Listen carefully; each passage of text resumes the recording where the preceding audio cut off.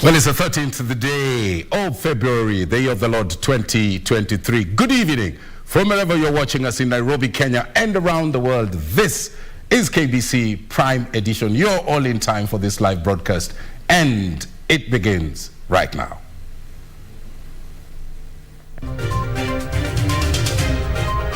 From tomorrow, everybody mwenye ako na bunduki ambayo sio halali, ambayo hajapatiwa na serikali, they must surrender in 3 days. Securing the North Rift, President William Ruto directs a disarmament exercise in the region. The supplementary budget and county funds sharing formula top legislative agenda as Parliament resumes sittings Tuesday. World Radio Day, celebrating a tool for information dissemination and fostering cohesion.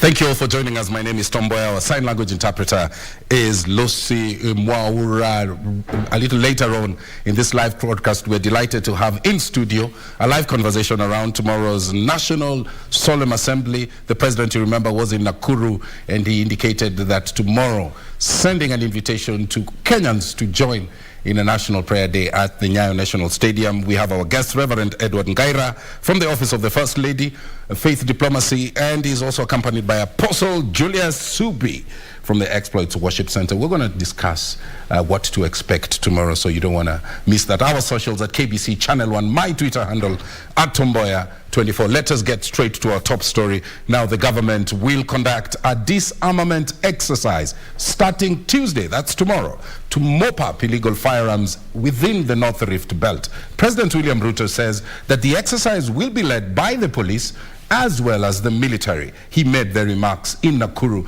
when he met leaders from that area and Baringo, the head of state, saying that government will not relent until normalcy is restored in that restive region. The head of state says that government will not increase taxes, by the way, in the upcoming budget, but he warns that nobody will be exempt from paying tax, and he adds that this is the only way that the country can actually reduce dependency on borrowing. That report opens our coverage tonight. Speaking at State House Nakuru when he met leaders from the county and Baringo, President William Ruto issued a stern warning to bandits in the North Rift. We thank you, Excellency, because Julia, he directed a multi-agency security team to move into the affected areas beginning Tuesday to recover illegal firearms. Kwa sababu wale watu wamekuwa wajeuri, wamekuwa na kiburi mingi. From tomorrow, we are moving into that area, and we will not leave that area until every illegal gun has been returned, until all children have gone to school, until we have stopped this menace. Na kuanzia kesho, tutakuwa na polisi pale. The president urging those in possession of the illicit arms to surrender them within 3 days. Area yote ambaye tuko nayo na matatizo, tumesema from tomorrow, everybody mwenye ako na bunduki ambayo sio halali, ambayo hajapatiwa na serikali, they must surrender in 3 days. Can't talk about improving the lives of our people in those areas when every day you're living not knowing whether tomorrow you'll be alive. I think knowing that your safety, your life is secured is more important than anything else. Honestly, we can't keep just losing and burying people, young, productive generations of tomorrow. He says that the government will not relent until calm is restored in the volatile parts of the country. The directive coming days after hundreds of bandits ambushed and killed 3 police officers and a number of civilians near the Turkana and West Pokot border. On Sunday, the president directed Interior Cabinet Secretary Professor Kithure Kindiki to camp in the affected areas until normalcy is attained.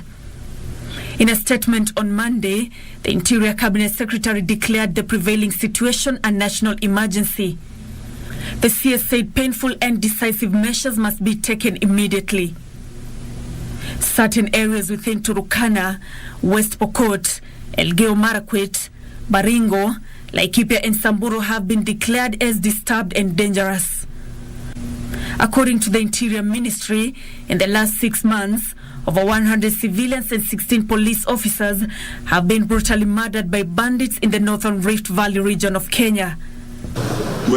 Meanwhile, President William Ruto has said that in the upcoming budget, no taxes will be added.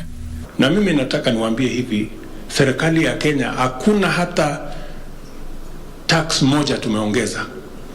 Na hakuna hata tax itaongezwa. Mtaona katika budget yetu ya mwezi wa sita tutakuwa tunapunguza taxes. Lakini tunasema ile tax imewekwa kila mtu alipe. Nancy Okware, Prime Edition.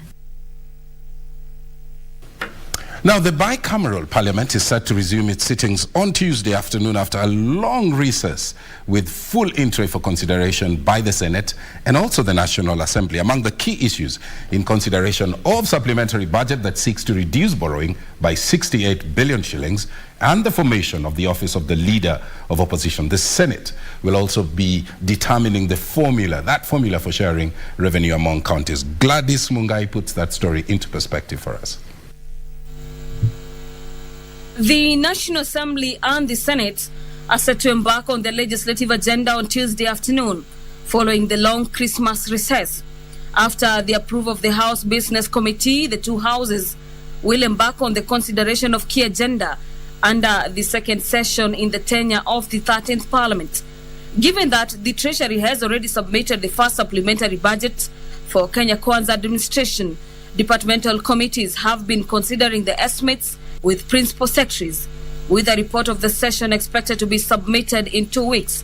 And obviously the first order of business would be to consider the supplementary budget to ensure that the government puts funding in the priority areas, in the areas that is aligned to the Kenya Kwanza administration. What we're doing here with the ministry, the departments and the state agencies is to rationalize what is priority and allocating monies to that, trying to see if we can get a bit of what has been cut back onto the budget. If we can get a reasonable justification from the ministry or from the state departments or from the agencies, we can argue that case.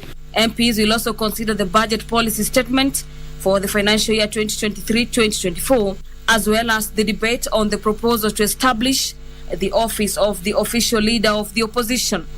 And we're in the discussion to see that quite a significant amount is restored, especially the critical ones that enables us to build the digital superhighway, enables us to maintain the infrastructure that is already in place so that we can achieve the intended purpose. We are asking Parliament, they are the ones who give the money, to reconsider. So, but when there are budget cuts, of course you adjust and do the most urgent things, but in the long run, the main agenda is to increase funding. With the recent remarks by Minority Leader Opiyo Wandayi that Azimio la Umoja One Kenya will be dehipping their members who have decamped to Kenya Kwanza, a section of MPs have termed the purge as hot air. It is a behavior that has been demonstrated by the opposition from a little bit time immemorial, but those dictatorial behaviors will not survive the changing times of leadership in Kenya. The leadership of President William Ruto is one that is welcoming everyone on board, including even those fellows right now that are trying to punish the rest. In the spirit of time, it's bound to fail, because every of these leaders have a social contract with the persons who elected them. And the only way they can be able to achieve some of those social contracts is to work with the government of the day. And William Ruto is open to each and every individual to work with them.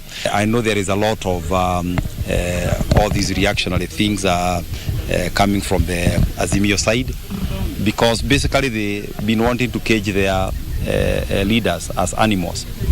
But these are representatives of the people, and they were elected on the will of the people, and they will always act on the best interest of the people. And I believe the many MPs who have come or who have expressed interest to work with the government side are doing so out of their love for their constituents, out of the love for this country, and we welcome them, we welcome their ideas, we welcome their input, because we want to build a bigger brighter, better Kenya. That our opponents are having a headache when they realize that what they sold can never be bought. There are so many people who are waiting for the timeline to end on the deadlines that they had on their agreements. When they signed up the Azimio agreements, they were time-bound. That time is ending. And you will see people making a beeline for government. They will be running towards government because they realize that there is nothing, anything you would call a promise on the Azimio side. So I believe that it will be politics unusual for quite a season as people realign. But I would imagine that every member who decides to realign is realigning for a bigger interest, which is the people that he represents. Other key legislative proposals expected before the House include a bill to entrench CDF and the National Government Affirmative Action and the National Government Affirmative Fund into the Constitution, and the Finance Bill that will spell out the Kenya Kwanza's administration taxation policy. For Prime Edition, I'm Gladys Mungai. Now from Parliament, let's look at this next story where players in the ICT sector are staring at severe budget cuts in revised spending plans that could see new programs being shelved and ongoing projects interrupted. The National Treasury has slashed the ICT 2022-2023 supplementary budget by 5.2 billion shillings. This will affect service delivery, obviously, at the Kenya Broadcasting Corporation, the Postal Corporation of Kenya, as well as the Kenya News Agency, KNA.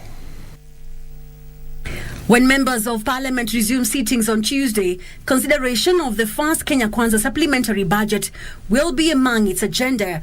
The Ministry of Information, Communication and Technology is one of the biggest losers in the 2022-2023 supplementary budget after its overall budget was slashed by 5.2 billion shillings. National Treasury proposed a budget reduction of 570 million in the recurrent and 528 million in development expenditure. Appearing before the ICT committee led by Dagoretti South MP John Kiari, Cabinet Secretary for ICT Eliud Owalo sought for budgetary support and increased funding, saying the budget reductions will adversely impact job and wealth creation and will slow down implementation of various projects. If we are to re-engineer our operations across the board with a view to enhancing efficiency and effectiveness in service delivery, Mr. Chairman. He says even as government moves to reduce public spending, digitization of 5,000 government services, rolling out of a national address system, installation of 25,000 hotspots countrywide, revamping of KBC Broadcasting Corporation and Postal Corporation of Kenya, and modernization of Kenya News Agency is critical. If we achieve the envisaged level of ICT infrastructure, Mr. Chairman, then correspondingly as government, it is envisaged that we should be able to move away from the traditional way of doing business and embrace a digital manner of service provision.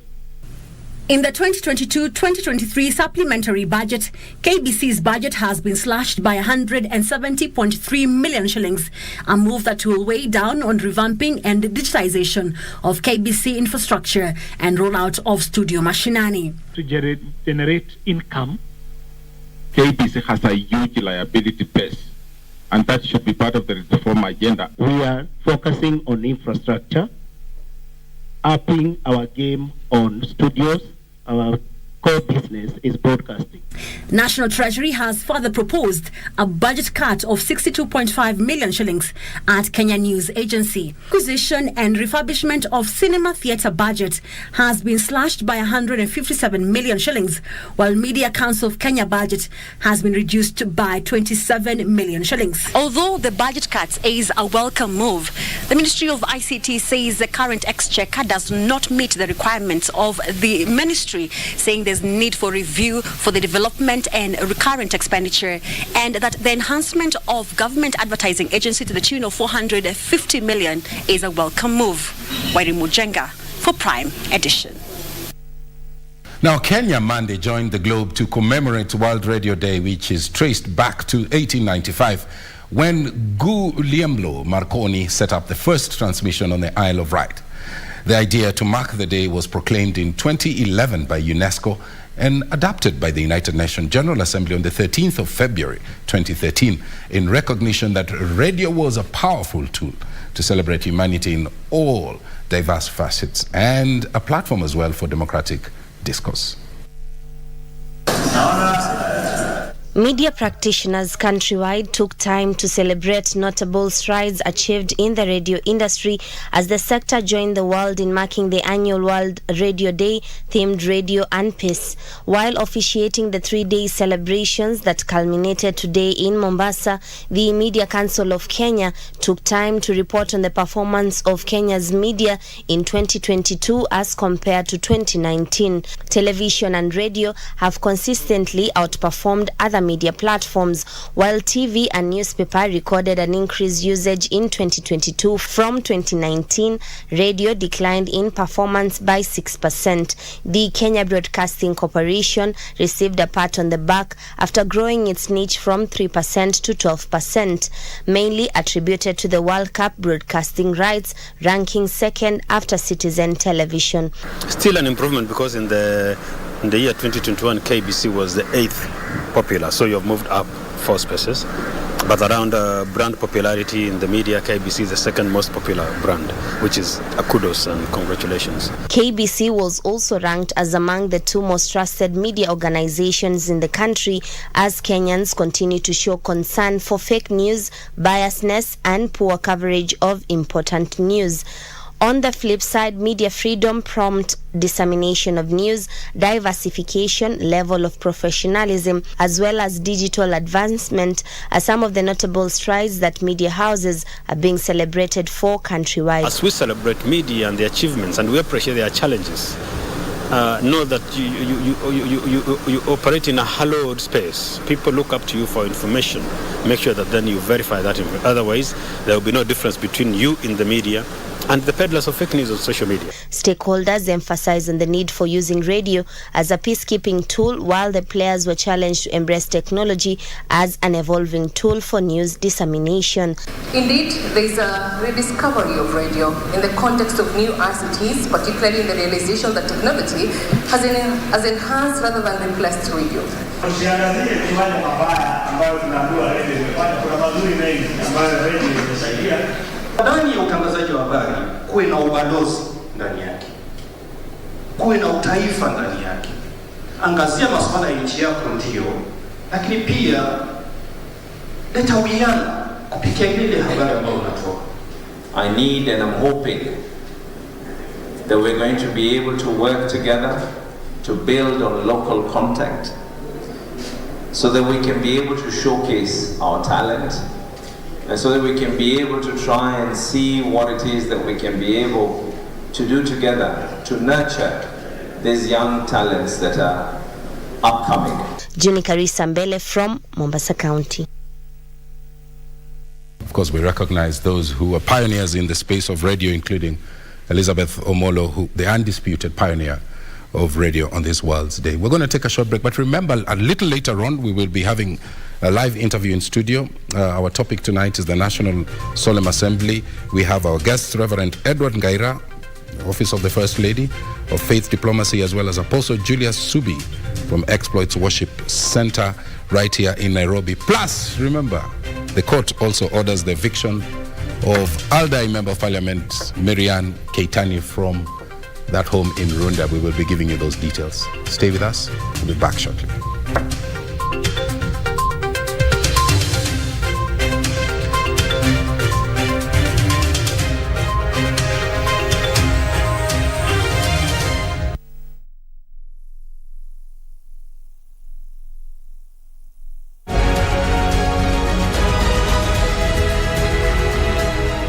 After the conclusion of an impressive Athletics Kenya Cross Country Championships, Team Kenya now sets her sight on the 44th edition of the Global Showpiece, the World Athletics Cross Country Championships Bathurst 23 in Australia. Lined up for the titles is Kenya's contingent of 30 world beaters, ready to contest with more than 550 athletes from over 60 nations. Enjoy these spectacular races from Bathurst, Australia on Saturday, 18 February 2023, live and exclusive on KBC Channel 1.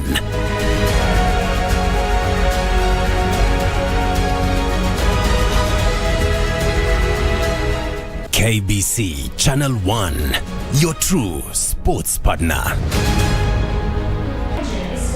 Gurumisha ndege, Waidinga na Aviator online game. Ni rahisi sana. Hebu kwanza download app ya Mozart ndo tubonge mob. Na unahitaji as low as 50 shillings. Na hit the highest odd for game yako ya kwanza ya aviation game, you stand a chance ya kushinda hii gari mwisho ya competition. Yes, get me the jet now. You had that right.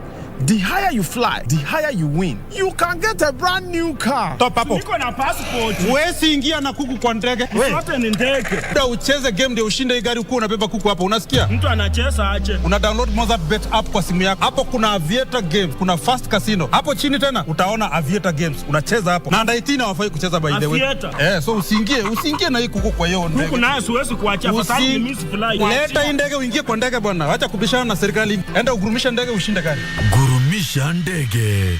Mozart Bet. Vijana chapakazi wenye nguvu za ziada. My youth. Uko na talent ya kusing, spoken word, kucompose jingles ama any other unexploited artistic talent.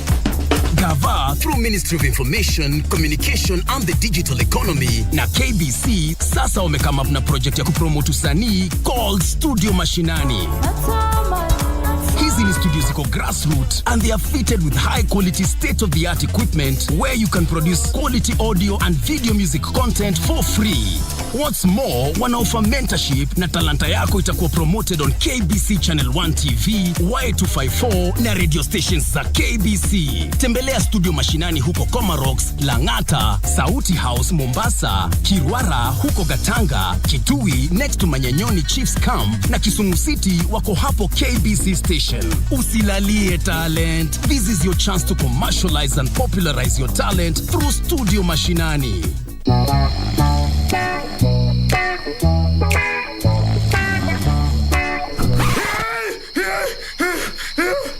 Nini? Nimesahau kucheza Loto Moto. Usisahau kucheza Loto Moto. Shinda milioni 2 kila siku kwenye M-Pesa. Chagua lipa na M-Pesa. Paybill number 757070. Account number andika neno Loto. Kisha weka star na nambari yako ya simu. Weka kiwango chochote cha pesa kuanzia shilingi 50 hadi 2000. Aulali. Lipa kisha subiri draw. Welala. Nitakutimizia ndoto zako. Milioni 2 usiamini. Ujumbe huu umeidhinishwa na BCLB. Next on Mpakani. Zari. Na Burhan? We recover 4 adult remains. 3 million one female. Waharaba inay wada dintan. Wayna kashakeen no korshada weyn.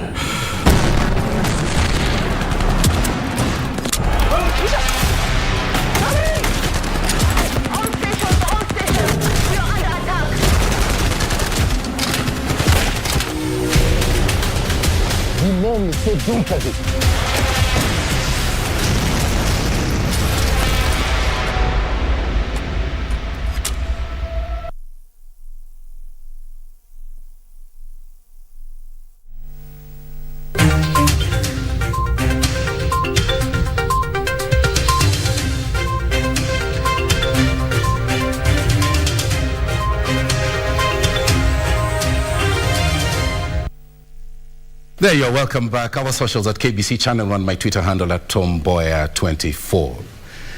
Now, radio, we mentioned, is one of the most important tools in information dissemination, and despite technological advances, radio has stayed resilient and remains the main source of information for many in our society. And as the world marked World Radio Day, the Kenya Media Council celebrated the key milestones achieved by players in the industry with calls to use radio as a tool for propagating peace as well as cohesion. Here's that report. Kenya Broadcasting Corporation marked 95 years of radio service Monday as it joined the world to commemorate the World Radio Day.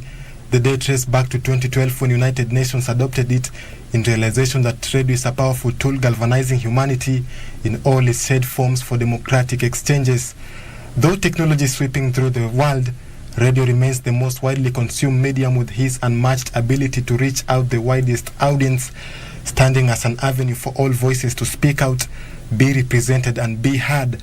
Over the years, KBC has experienced tremendous evolution in radio sector, from recording and playing programs using reel-to-reel tape to now the modern computer-aided broadcast. Or programs that used to run on air. So this one is a 15 minutes program. They vary in sizes. This is for 15 minutes program. Then we had this one for 1 hour, for half an hour. This tape runs half an hour program, 30 minutes. Then we had 1 hour. While marking 95 years of being on the airwaves, KBC radio programs manager Mary Daraja stressed the important role radio is playing in peacekeeping and cohesion, while reflecting on the concluded August 8 general elections. Radio gives the people the platform to air their views in regards to topical issues of the week, the month, the year, the day. Also, radio ensures that they share information that empowers the people to make informed decisions. That is why KBC, for instance, has radio in various languages. Wakati ile redio ilipoanzishwa ama mawasiliano ya kutumia redio ilipoanzishwa duniani, redio imekuwa kiunganishi muhimu kwa jamii, kwa sababu unapoweka habari katika redio inawafikia watu wote ama watu wengi kwa pamoja. Na jinsi ambavyo ndugu yangu CEO, those who have traveled the transformation journey of the radio broadcast, reflecting on how far KBC has come in its quest to educate, inform and entertain Kenyans and the world. Radio remains the most consumed media outlet in the country, with its potential to reach interior and most remote areas and at a convenient language. James Machera, reporting for Channel 1 News from Broadcasting House, Nairobi. Thank you, James. There are a long list, of course, of radio heavyweights right here at KBC. We've got Jeff Mangemi, John Karani. That list is so long. Bilo Didi, Angela Mwihaki, and the rest of the team. Now, moving on, the Ethics and Anti-Corruption Commission, EACC, has sued Kaitui Enterprises Limited, the former Commissioner of Lands, Wilson Gachanja, and the National Council of Churches of Kenya, NCCK. Why? For fraudulently hiving off the then regional commissioner's residence in Nyeri town way back in 1996. The watchdog says the land, valued at 50 million shillings, was first registered in the name of Kaitui Enterprises, but later on sold to NCCK. Here's that report. In late 2022, the Ethics and Anti-Corruption Commission identified more than 60 parcels of national and county government land worth more than 1 billion shillings in Nyeri town alone that were in the hands of land grabbers. This was with a view of reverting the land back to government, with some 30 cases relating to the said parcels of land having been filed in Nyeri's Lands Court. And today, in an environment and land case number 29 of 2019, before Justice James Ololoa in Nyeri's ELC court, the EACC filed a suit emanating from investigations it carried out into wanton grabbing of government houses within Nyeri town. It emerged that the land in question was formerly the then Central Province Commissioner's residence. The land was first registered under Kaitui Enterprises, owned by the late Wilson Chepkwony and his wife Jane Chepkwony. Wilson Chepkwony served as the State House Controller at the time of demise. The land is part of land that lie in areas where land has high value, such as Ring Road Estate, and some lands neighboring senior government officials, such as the former Provincial Commissioner and District Commissioner's residences. It was discovered that some churches had already been built on the land. Alan Oko, Prime Edition. Now, the National Syndemic Disease Control Council has released alarming statistics that indicate that Kenya has been posting in excess of 32,000 new HIV infections annually, 42% of which occur among youngsters. That demographic is between 15 to 24. And as Ruth Mboya reports, health stakeholders opine that the challenge could triple the threats occasioned by unprotected sex, particularly among that demographic youth that I mentioned. As Kenya marked the World Condom Day, stakeholders in reproductive health regretted that despite the success rates of condoms in reducing sexual transmitted diseases, HIV infections in the country are still on the rise. About 11,229. If you do quick mathematics, that's about 31 new HIV infections daily among age 15 to 24. Na hiyo ni idadi kubwa kuzingatia kwamba hawa ni vijana ambao wako na maisha mbele, ambapo ingiwa kitu ingefanyika kama kuzuia, basi hawangeambukizwa hivyo virusi. The government has been urged to avail adequate supply of condoms. Actually urge the government is to provide the condoms for us. Young people need them. And if you come out here, it will be so much evident that young people need them. I have condoms that have been imported from Thailand that we want to sell at a cheaper cost. And it is quite expensive to bring condom. We like the cost of condom to come down.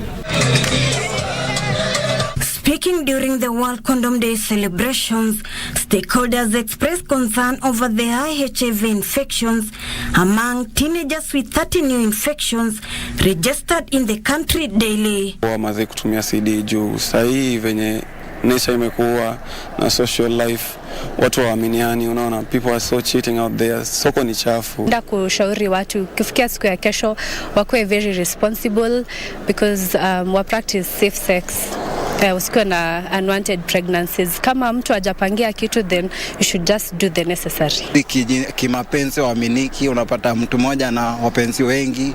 Mimi ningependa kuwahimiza watumie njia ya kondomu. The country has a growing number of older people living with HIV due to improved access to treatment. In excess of 883,694 out of 1.4 million people living with HIV in the country between 35 and 74 years are said to have been diagnosed with the disease in the country during their younger years. The global theme for International Condom Day 2023 is yours, mine and ours. With cases of HIV and super gonorrhea on the rise, it's a delicate balancing act for you to either secure your future by abstaining or the use of protection. For Prime Edition from the county of Nairobi, I'm Ruth Mboya. Now, into the corridors of justice, the court has ordered the eviction of Aldai Member of Parliament Marian Keitany from a house in Nairobi's Runda estate, owned by her estranged husband, Agriculture Cabinet Secretary Mithika Linturi. The house has been at the center of a separation dispute between the two, Keitany, and the following a much publicized separation between the two. This and more from the courts. Agriculture CS Mithika Linturi and his auctioneers now have the green light to evict his estranged wife, Aldai MP Marian Keitany Jebet, from the disputed house in Runda Estate, Nairobi. In a ruling by Chief Magistrate Wendy Mishemi, the court has ordered the officer commanding Runda Police Station or any other police officer from the station, either rank higher above an assistant inspector of police, to provide security and police assistance in evicting Keitany from that house. This follows the separation between Keitany and Linturi. Meanwhile, 8 suspects have been charged with a conspiracy to defraud the National Commercial Bank of Africa of shillings 449 million. The 8, who include Peter Wambui, Isaac Kipkemoi, Moses Rono, Collins Kipyegon, Maxwell Ribodhu, Edwin Cheriot, Gideon Rono and Gideon Kirui, appeared before Chief Magistrate Susan Shitobi and denied conspiracy to defraud, steal and possessing devices that were allegedly used to obtain money from the bank. Defense counsels urged the court to release their clients on a reasonable cash bail or bond to enable them to attend trial when wanted. The court will rule on the bail application on the 15th of February 2023. Abdikhair Mohammed for Prime Edition. He was a career civil servant turned politician who joined the public service before independence. He was the first appointed to the cabinet in 1979 following his election as Member of Parliament for Nyari Bari. This week on the cabinet, we focus on Andrew John Omanga, who served as a minister in President Moi's cabinet.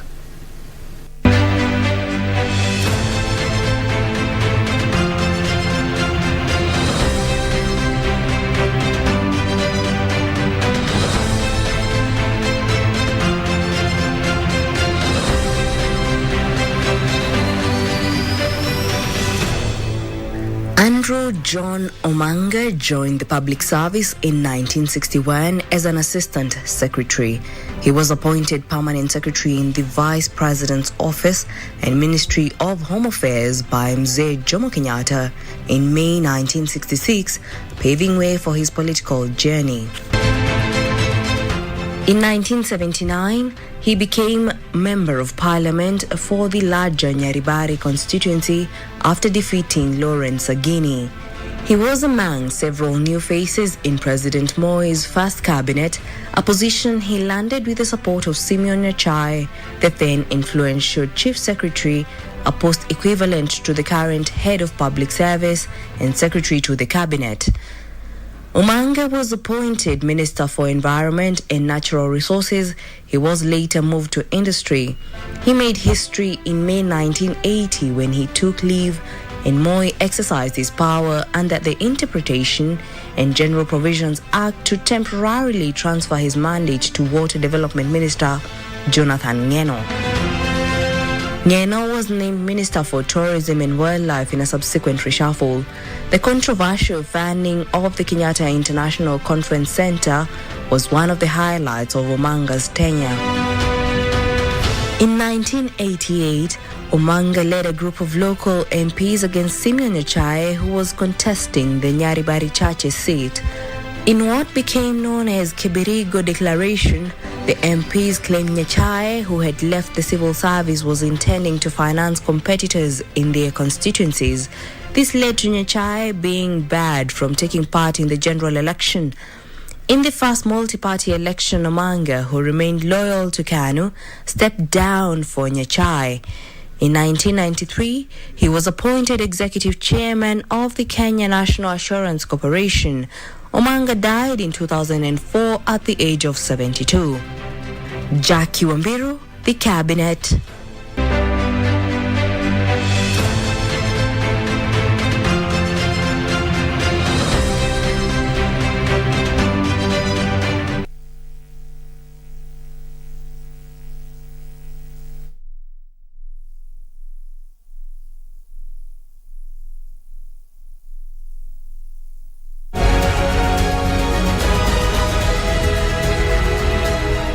After the conclusion of an impressive Athletics Kenya Cross Country Championships, Team Kenya now sets her sight on the 44th edition of the Global Showpiece, the World Athletics Cross Country Championships Bathurst 23 in Australia. Lined up for the titles is Kenya's contingent of 30 world beaters, ready to contest with more than 550 athletes from over 60 nations. Enjoy these spectacular races from Bathurst, Australia on Saturday, 18 February 2023, live and exclusive on KBC Channel 1.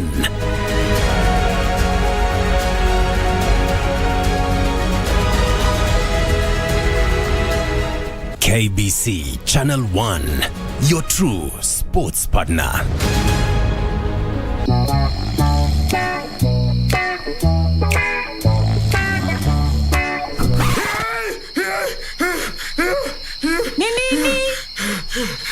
Nimesahau kucheza Loto Moto.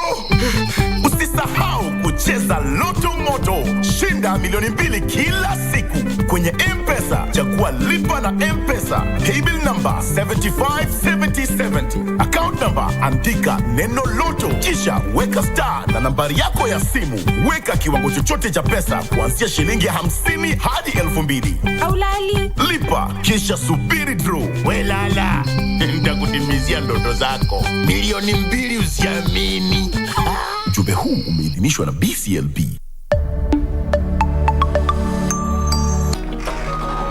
Yes. What? Ushahidi unaonyesha kuwa alihusika kwa mauaji. Gabriel, they've come for Calvin. This is a disaster. Nitoki hapa paka nione mtoto wangu. Unadhaniza bulango shutiwe. Alafu nisijaje. Nitapigia all the media people I know watakuja hapa kuona hii ujinga yako. Why they so difficult kuona brother yetu? Kwani what's going on? I don't know what to think, who to believe. I just know that we need to stick together. Do you have a news story to share with KBC? Get in touch swiftly on email news@kbc.co.ke or call 0723-892-654 or 0734-780-124.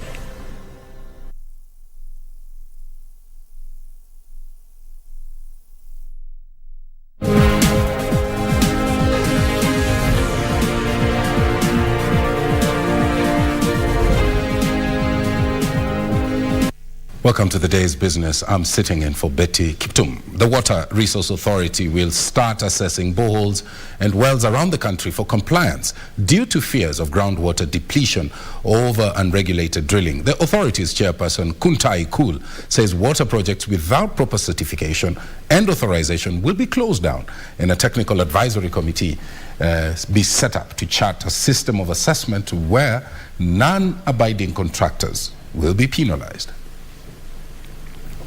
Kenya's potential groundwater resource is estimated at 619 million cubic meters, while the total safe abstraction rate annually recharged is estimated to be 193 million cubic meters. The Water Resource Authority, however, says this may be breached as illegal boreholes are being dug, especially in urban centers. We are putting them on notice that very, very shortly we will be able to move around to enforce and to ensure that there is not a single illegal borehole that is operational in Nairobi. He says non-regulated water reservoirs do not use the standardized procedures while drilling, which may make the water unsafe for consumption.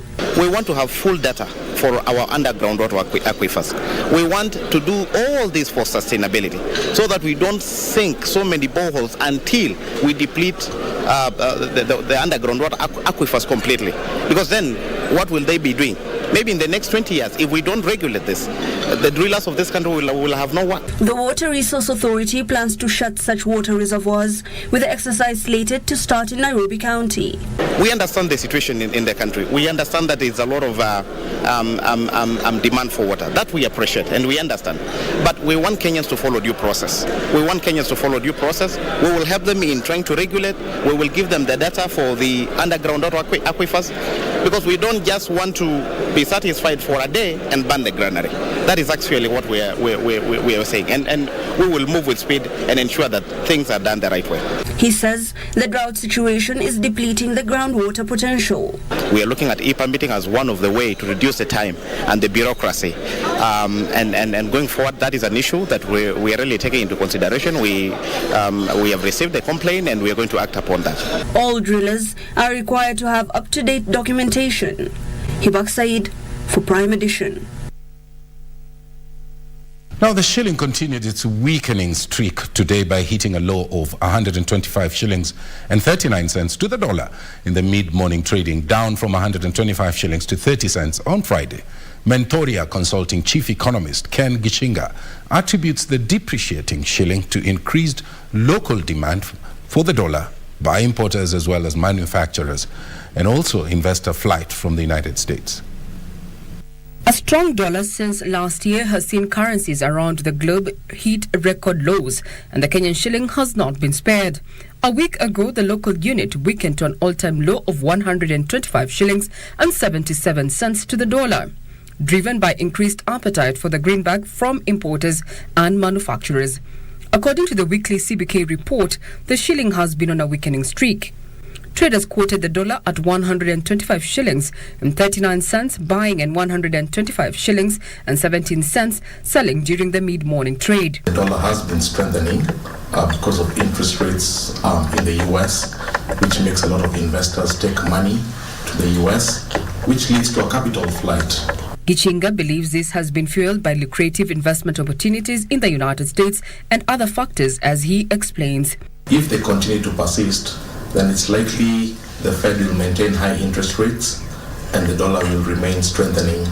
But if inflation starts to go down in the US, you might start seeing interest rates in the West going down and more investors coming back to emerging markets. He says high inflation in the United States makes the American market attractive to investors who want to cash in on the high cost of living there. He believes a weakening shilling could be stemmed by reducing imports, especially of goods that could be sourced locally, and increasing exports to boost dollar inflows. And we diversify those to be able to get more dollars into the economy, particularly tourism and such. I think on the supply side, we should ask ourselves, are there some areas that we can do what is called import substitution? The CBK weekly bulletin indicates that the usable forex reserves have also been declining from $7.41 billion on the 12th of last month to $6.939 billion as at last week Thursday. Regina Manyara reporting for Prime Edition. Now, government has opted to rationalize all taxes as opposed to increasing taxes to protect local businesses. National Treasury Cabinet Secretary Professor Jogona Dungo says that this will protect businesses from unfair competition from imports and reduce capital flight. The National Treasury is seeking to increase tax revenue by over 60 billion shillings in the current quarter and is relying on an expanded tax base to increase the revenue. However, Professor Ndungu says the government will not raise any tax rates and instead has opted to rationalize tax on each individual item in a bid to optimize tax collection. We are trying to rebuild the social contract. Where did we lose it? Because we raised taxes to the point where it became they became unbearable. Once we rationalize that, and obviously this is where rationalization means that you're going to pay a tax that is commensurate to the productivity, or it does not distort the market. I go back to that principle. That is what we really want to do. Restructuring and review of the existing tax policies is expected to protect local businesses from unfair competition from imports as well as reduce capital flight. The high tax rate do not give you high tax revenue, but if you lower the tax, you increase acceptance, you widen the tax base. So in a sense, what we are saying, we are going to rationalize the tax rates. The National Treasury is finalizing a plan that will be tabled in Parliament to guide the management of pending bills. To look for solutions that are budget and debt neutral. You'll be part of the solution yourself as this committee, because we come with proposals. We require your support in different ways. The government has earmarked 10 billion shillings to pay its creditors in the transport sector in the supplementary budget. Benson Rioba reporting for Prime Edition. Now, Transport Cabinet Secretary Kipchumba Murkomen is assuring the public that there will be no political interference in the running of Kenya Ports Authority. He made those remarks in Mombasa after officiating a board meeting of the newly appointed KPA board members. Murkomen said operations at KPA over the years have been under political influence, which has affected operations there. Juni Karisa Mbele reports.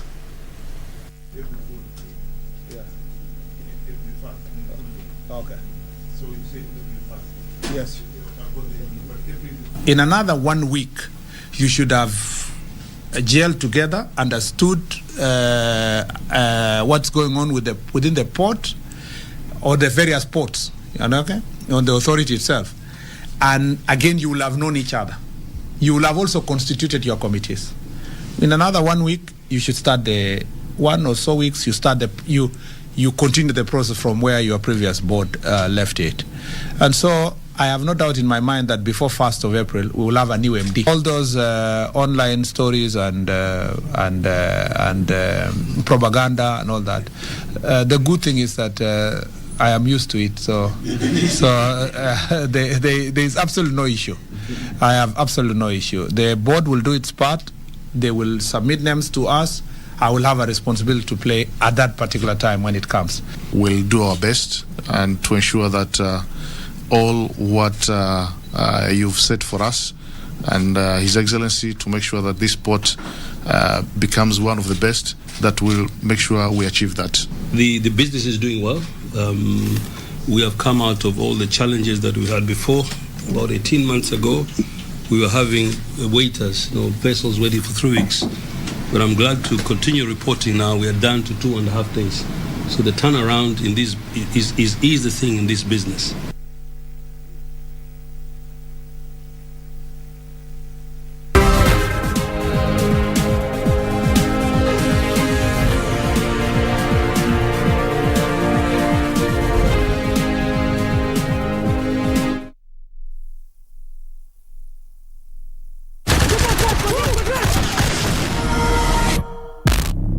Next on Mpakani. Zari. Naburan? We recover 4 adult remains. 3 male and 1 female. Waharaba ini wada dintan. Waina kashake no korsha the win.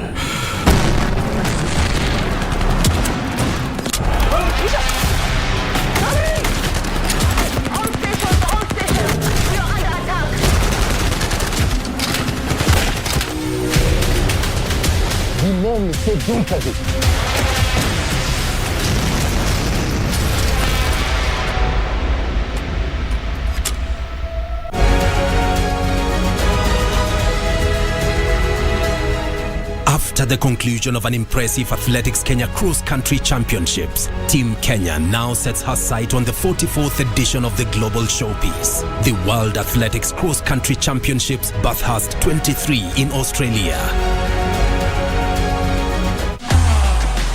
Lined up for the titles is Kenya's contingent of 30 world beaters, ready to contest with more than 550 athletes from over 60 nations.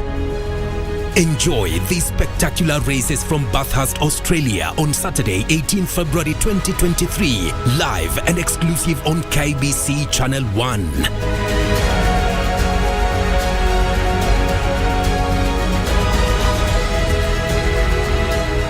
KBC Channel 1, your true sports partner.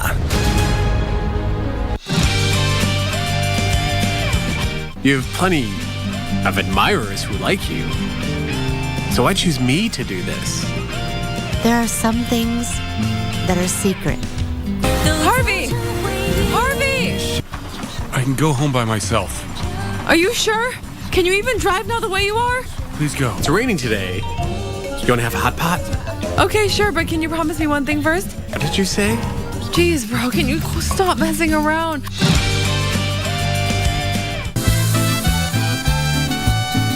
Where are you going? I'm going to pick her up, and I hope she won't find you here. You don't know what you just did, Alonso. I heard this peasant when he was saying very clearly that it was hard to forget what happened between the two of you.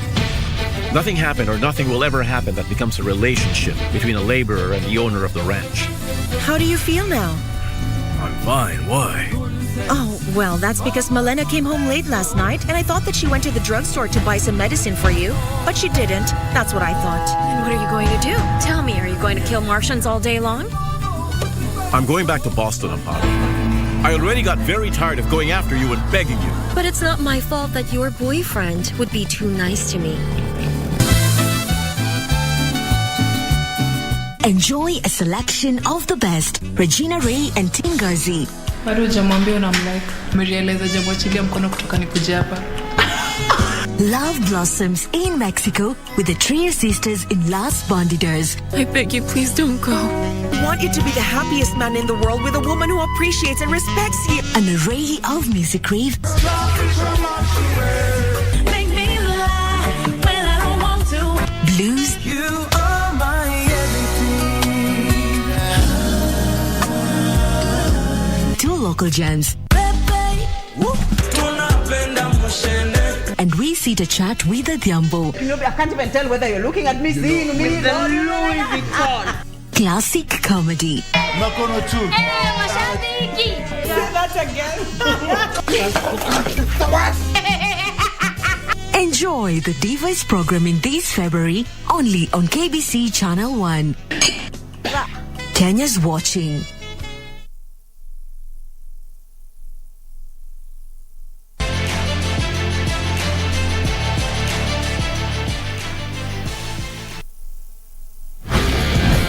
Biggest odds in the world every day on selected matches. Make a decision. Mozart Bet.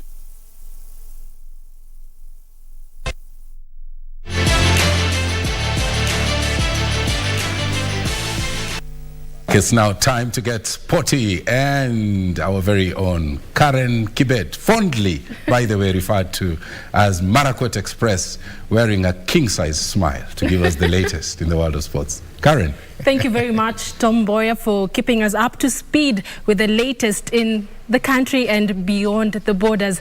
Let's now take a look at what's making headlines. My name is making headlines in the world of sports. My name is Karen Kibet. Now, the 2023 African Cup of Club Championships got underway today right here in Nairobi, with the Kenyan teams opening their campaigns with mixed results. Kenyan champions Butali Sugar Warriors and Kenya Police, who finished runners-up in the just concluded league campaign, started their battles on a high note, winning their opening matches at the Sheikh Union Stadium. Police, who are runners-up in the just concluded Kenya Hockey Premier League, earned their 3 opening points after beating Zimbabwe 1-0 at the Sheikh Union. The lone goal was netted by Samuel Oungo through a penalty stroke in the 47th minute. In the women's match, Blazers were held to a 1-1 draw by their counterparts Kisumu Lakers at the City Park Stadium. Lakers opened the scoreboard in the 13th minute through Yusila Cheroti's field goal. However, Blazers equalized in the 30th minute through Joan Anjao's goal. Kenyan champions Butali Sugar Warriors registered a narrow 2-1 win over Western Jaguars in their opening match at Sheikh Union. Forwards Moses Adembe and Calvin Anu handed the Kenyan champions 3 points. Jaguars got a consolation goal in the 58th minute through Derek Wakwabubi. Elsewhere, Police Machine from Nigeria humbled Tanzania's Moshi Kaisa team after thrashing them 9-0. Shakla men's team from Egypt bagged 3 points after a 3-1 win over Ghana Revenue Authority team. Delta Queens from Nigeria were handed a walkover against compatriots Kada Queens for not showing up. Kakamega Homeboys have named Patrick Odhiambo their new coach. Odhiambo, who is making a comeback to the club he served as an assistant coach, will replace former Kenyan international John Baraza, who left last Thursday. He will be assisted by former Bandari and Nzoia Sugar coach Ibrahim Shikanda and Jeffers Odongo, who was also appointed the assistant coach and club trainer. Odhiambo and his technical bench were unveiled at Buhungu Stadium. Odhiambo briefly served as Homeboys assistant coach at the start of the 2020-2021 season before he left in May 2021 for the Tanzanian Premier League side Biashara United. Na so much believe kwa hii timu kulingana na wale wachezaji nimeona, most of them nimework nao. Huyu Patrick tumeleta alikuwa assistant wetu na alitoka hapa kama timu imemaliza nambari 3. So niko na imani kubwa kwake sana, pamoja na assistant wake Ibrahim Shikanda. The UEFA Champions League round of 16 returns tomorrow night, with 2 matches being played in Italy and France. AC Milan will be at home against Tottenham Hotspur, while Bayern Munich travel to PSG. As they lost out to the Portuguese giants on away goals scored. Thank you, Barkley, for that report. And to all men, if you were planning to use the Champions League fixtures as an excuse for not honoring Valentine's Day, sorry, because those fixtures will be taking place at 10 p.m. So look for something to do during the day. Those are all the sports stories we had for you tonight. My name is Karen Kibet. Have yourself a peaceful night. But right after this break, Tom Mboya will be back with an interview for you. Don't touch that dial. Good night.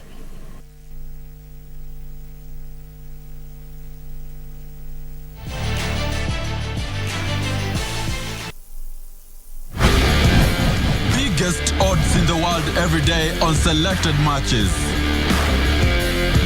Make a decision. Mozart Bet.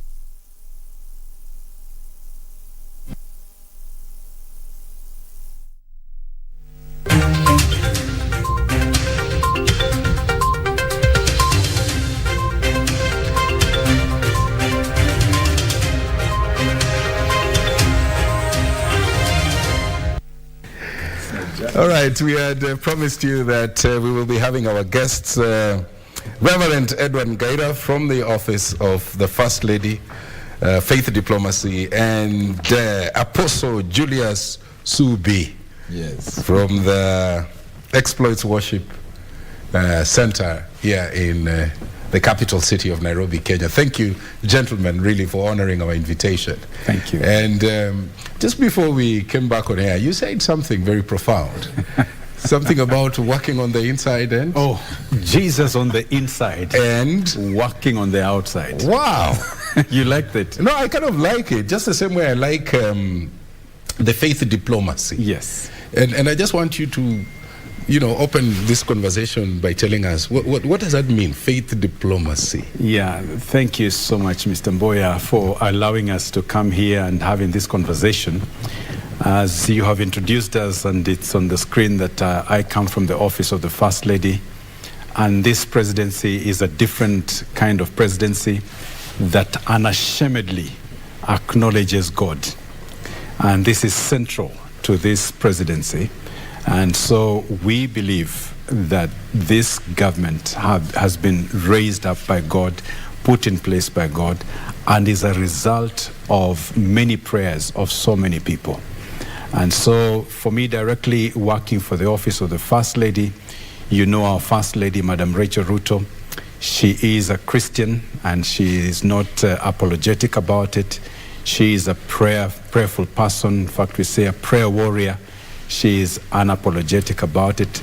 And so in her capacity as the First Lady, First Ladies usually have their own programs. And this First Lady has chosen to have three main programs to run with. And one of them is called Women Economic Empowerment. And that's a whole directorate which enhances the livelihoods of women and encourages them to do business and come up strong in financial and economic matters of their personal lives and their family lives and in the different businesses. Then we have, under her programs, one of the directorates is called Environment and Climate Action. And that is deliberate because we live in a world that God has given to us to take care of. And so she's very concerned and focused on taking care of the environment, and her contribution already, we have begun to feel it with the adoption of the Kakamega forest and planting the trees there and rehabilitating that part of the country so that we have that tropical forest rehabilitated and helping us to, just take care of the environment, and many other interventions that I'm sure for tonight we will not have the moment to talk about them. But you've asked about faith diplomacy. Yeah. Faith diplomacy is also one of those integral parts of high interventions in her office. It is a directorate within the Office of the First Lady, which I am part of, with a host of other teams of people. It comprises of two main components, which we call family values and national values, so that we promote the values. For a simple illustration for people to understand, there's chapter 6 of our Constitution, and there are values that are spoken about in the Bible concerning a nation, concerning a people, and concerning specifically the family.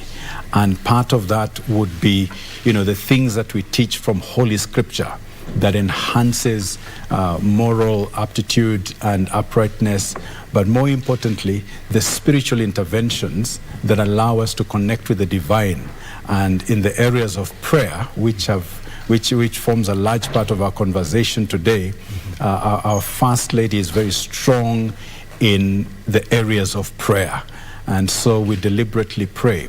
And that whole concept of prayer is what we believe has propelled us to where we are, and this government to where it is, and into the future. We believe that we will be sustained, and the nation will be sustained by prayer. Okay. And so that is one side of faith diplomacy. The other side of faith diplomacy in that office is, again, what I'm responsible for, is showing compassion. And compassion is a virtue. Compassion is taught in the Bible. And we reach out with different interventions with the help of other community members, reaching out to children in schools and gathering resources to feed children to remain in school and breaking that cycle of poverty through feeding in school. In schools? Yes, and a host of other compassionate interventions that we might have time to talk about. All right. I'll come back to you, but let me bring in Apostle Julius Subi, because you indicated earlier that you are the one who's chairing the arrangements that we expect tomorrow. Remember, the president made an announcement that Kenya is converging tomorrow at the Nyayo National Stadium for prayer. So just walk us through, runners, give us a rundown of what we should be expecting tomorrow. I know the function kicks off at 8, all the way to 4. So just give us an executive summary of what we should expect. What is the reason why we are having this prayer? Yes, thank you so much, Mr. Tom, for giving us this opportunity to come and share about very important issues that are affecting our nation. So the president called for a solemn assembly, and the purpose for this solemn assembly is basically to pray for the nation, because, as you know, we are experiencing the worst drought like in the last 40 years. We've lost a lot of livestock. I remember talking to a friend of mine from Kajiado, and he told me that they were selling cows at 500 shillings. We've lost many wild animals, and you know that wild animals, they are a resource to our nation. People come from all over the world to come and see these animals, and they bring in foreign exchange. So the situation is not been good. Now, what would cause rains not to come in a nation? We go back to the scriptures. When you read in the book of 2 Chronicles, chapter 7, from verse 13 to 14, the Bible says that if I shut up the heavens, and bring locusts on the land, so which means that God is the one who opens the heavens and shuts them. Then in verse 14, he goes to say that if my people who are called by my name will humble themselves and pray and seek my face and turn away from their wicked ways, then will I hear from heaven and I will come and heal the land. So, which means that there are certain spiritual legal grounds that cause God to close the heavens of a nation. And when the heavens are closed of a nation, it means that the rains are not going to come, and that is what we are experiencing. And because our president, we are blessed to have a president that is spiritual, that understands the Bible. When he saw that situation, he decided to call for prayers.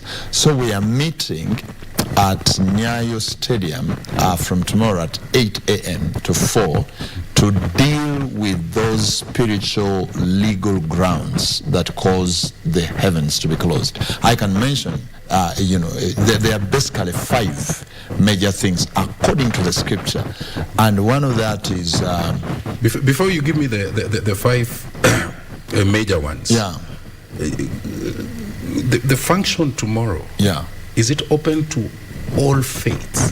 Yes, absolutely. It is open for everybody. Actually, if you remember, Bwana Tom, when the president made an announcement, he said that whosoever can, let them come to Nyayo Stadium and gather there for prayer. For prayer. Let me have somebody fix your mic, because I understand there's a problem, and bring in Reverend Ngaira, because you mentioned earlier about the president's commitment to church and prayer, unashamedly. That's a very strong word. But let me and many Kenyans, and this is the reality. Many Kenyans are very positive about that approach, where you invoke prayer, as you go about the business of transforming lives in this beautiful nation. But then there are also those who hold the view that if you study and look at our constitution, the way we are set up in such a way that the nation is a secular nation. So how do you reconcile these two and calm the minds of those who feel we are going strong in prayer, yet at the same time we are a secular nation? What is it that you can tell them to sort of calm them down and make them appreciate that? I know. Yes, thank you for the opportunity to express some of these realities. We also have in our constitution the freedom of worship, and so we espouse that as a people, and so there's no restriction about worshiping. And if you asked anybody, they will be believing in something. It's either this religion or the other religion. Even those who say are atheists, it's really an effort to be you need faith to believe that there's no God existing. You need faith to do it, because when you look at the creation, there's too much evidence of having God. So it's not really confrontational, but there's a freedom about it. And then many people in our country have subscribed to this way, and our country is very receptive, as you said, to prayer. And many people are willing to come and pray. You will see it at Nyayo Stadium tomorrow, when thousands and thousands of people flock there to pray out of their own volition, because of the kind of spirit that exists in Kenya. In religious terms, we call it revival, when hearts of people are drawn towards God and they're seeking God. And I don't know whether you know, Tom, that man is desperately religious, seeking for some explanation of what they do not know out there. They usually say that there's a God-shaped vacuum in a human being, and it cannot be filled by anything else other than God. Only God can shape it, can fill it. And if they did not find it, then they will be worshiping an idol. They will be subscribing to something that is not particularly God. There will be a form of worship, whether occult or satanism or witchcraft or something will be happening. And so our nation we have freedom of worship, and people have a hunger for God. And that's why in this presidency, again, God has blessed us with people who are God-fearing. Our president leads prayers himself in cabinet, and he leads the nation in prayer. He has called for prayer at this time. And so we recognize that we have a need, and this need can only be solved by God. There will be human interventions. We can donate food. We can do all sorts of interventions. We can, like the president says, we have got fertilizer and all this. But if it does not rain, we can't do so much with that fertilizer. We can't do so much with that food aid. It will soon be over. So we need the intervention of a power that is beyond us. And for us who believe in Jesus Christ, He is the one. God, Jehovah, is the one that is going to open the heavens, as the apostle says. And so I know the apostle is going to explain a little bit more about the causes of why the heavens are shut down, and the interventions we're going to have tomorrow in talking to God and aligning with His purposes and His will, so that these heavens are open. In fact, we were just talking with friends and colleagues at the office, and telling the public, please come with umbrellas tomorrow. It's going to rain. So you see it in the mind. I have faith it's going to rain. And in the spiritual realm. Yes. Let's bring in Apostle, because I kind of like that.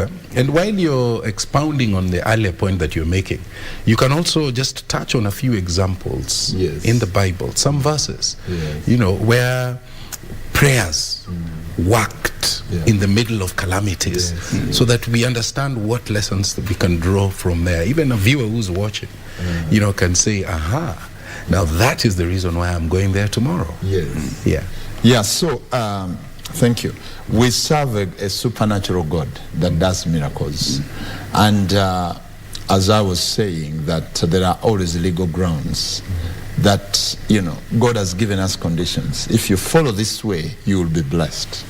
If you follow this way, you will be in trouble. So He's given us a will and the power to make decisions that nobody can take away from us.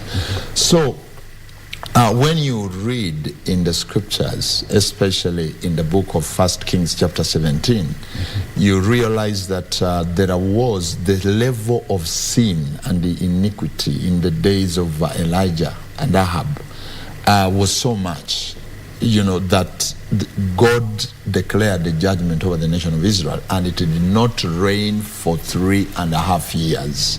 When you read in 1 Kings chapter 17. But then later on, when Elijah went and prayed after 3 years, God gave him a command to come back and gather all the prophets of Baal at Mount Carmel. And even the king was invited to come to Mount Carmel, just like the way we are going to be having, our president is going to be there tomorrow. And so he then rebuilt the altar of the Lord. And then they gave sacrifices at that time. And then 2 things happened that day. Fire came down from heaven, and also the rains did come. And so from that example, we see that there was a supernatural intervention that came as a result of prayer. Even concerning our nation, this is not the first time. I remember very well in 2017, there was a time we went for something like 5 months without rain. And the water levels in our city, in Nairobi, I remember they went low, and they even spoke about, do you call it water shedding or what? Where they were going to be giving water at certain times. And at that time, the Lord led the church to pray. And we gathered and we prayed for the whole day, from 8 up to 4. And that same day, because it was a Saturday, we were so tired when we finished, so we went to sleep. We didn't know what happened. But later on in the morning, we had the news that it had rained in Ukambani. And on that Sunday, the rains also began in Nairobi. So there are many instances in the scripture that reveal supernatural interventions when there were no rains, and people humbled themselves and prayed and called upon the name of the Lord, and God came down, opened the heavens, and released the rains.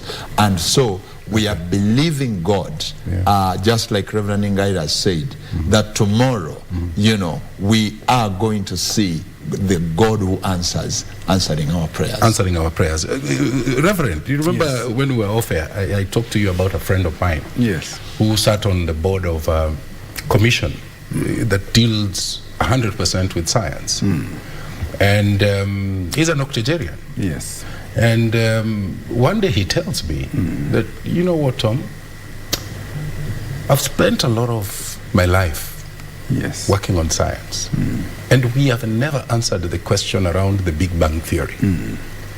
But he, in his advanced age, tells me that he now knows that religion, God explains the Big Bang Theory.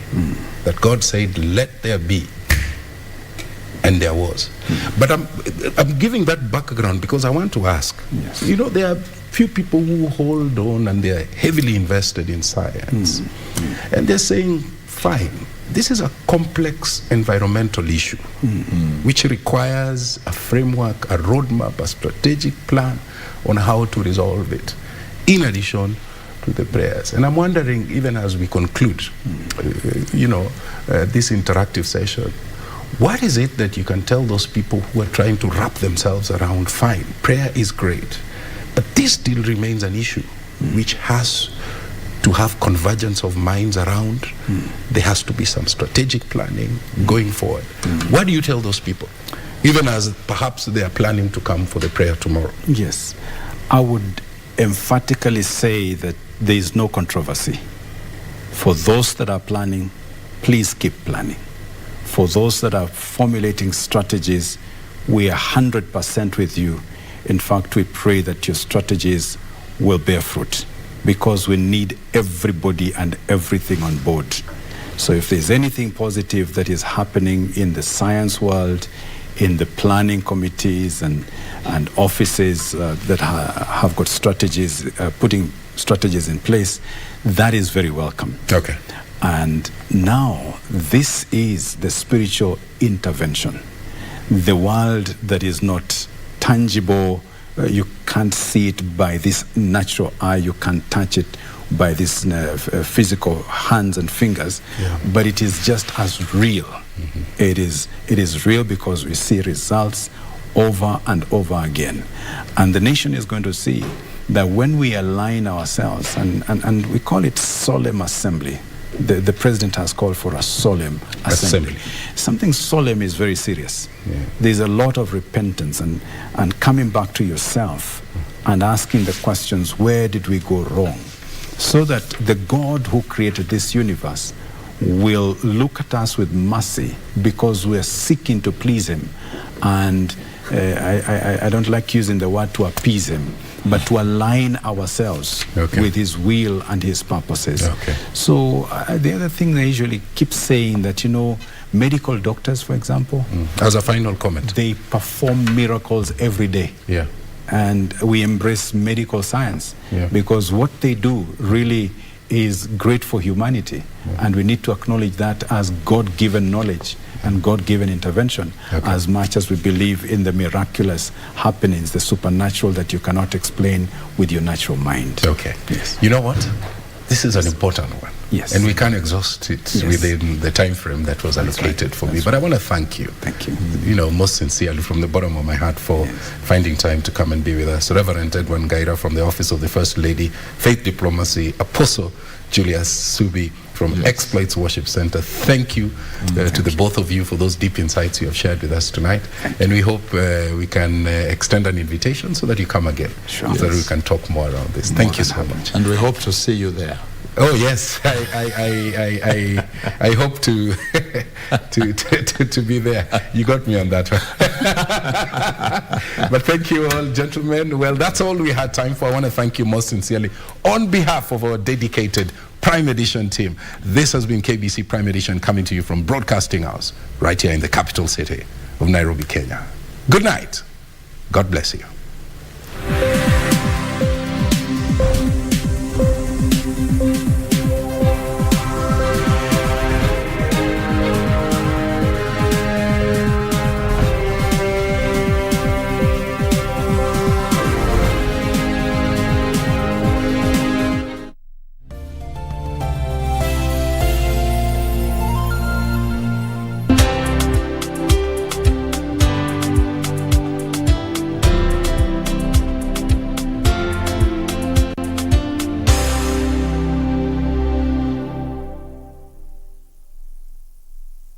Kupata Waibrania kama sikiza tune yako, bonyeza *811 *817#.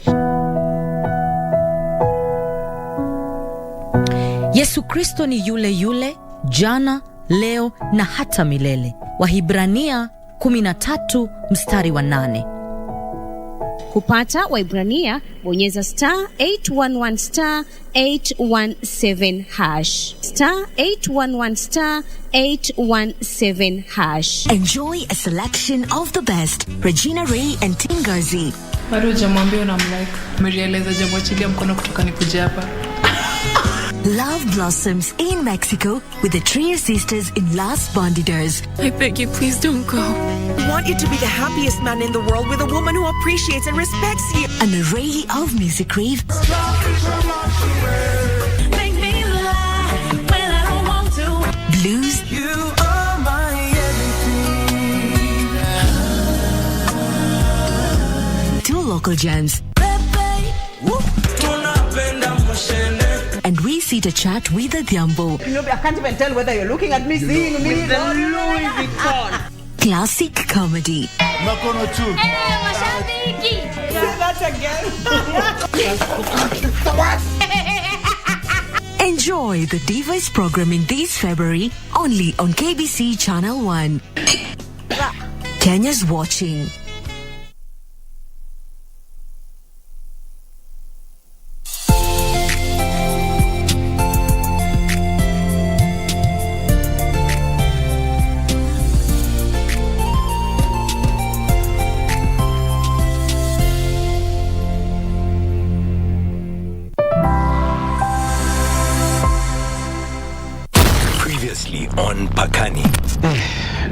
imenipeleka mbio kweli kweli.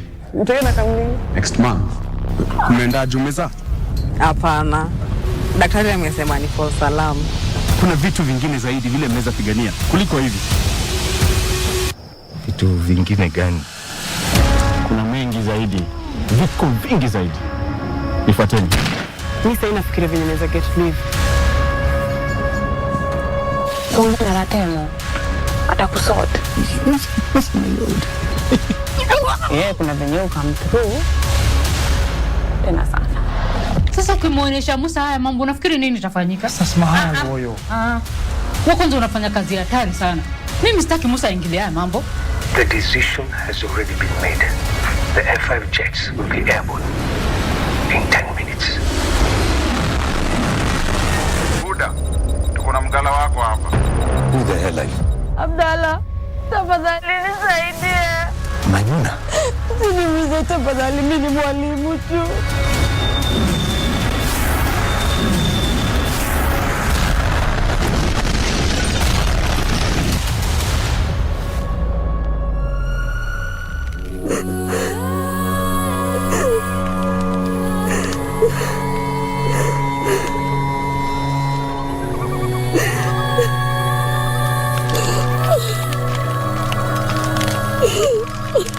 Zari.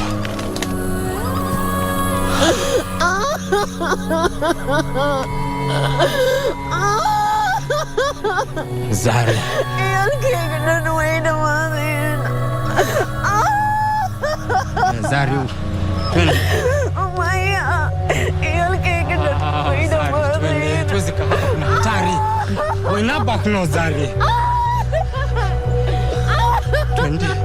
Twende Zari. Zari. Wenaba kuno Zari.